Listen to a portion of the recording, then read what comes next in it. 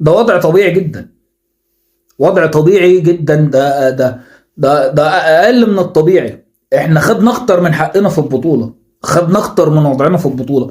احنا لو كنا في مجموعة متوسطة، مش هقول لك مجموعة سهلة، زي مش هقول لك مجموعة صعبة زي اللي كان فيها مثلا مجموعة تونس ولا مجموعة الجزائر. احنا لو كنا في مجموعة متوسطة كنا خرجنا من البطولة رابع المجموعة، رابع المجموعة، مش تالت او ما طلعناش احسن، لا كنا خرجنا رابع المجموعة.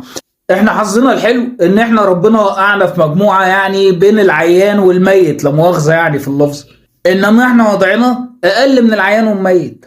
اللي مطلوب دلوقتي كده زي ما قال عصام الشوالي في اخر ماتش لتونس، اقالة ثم استقالة.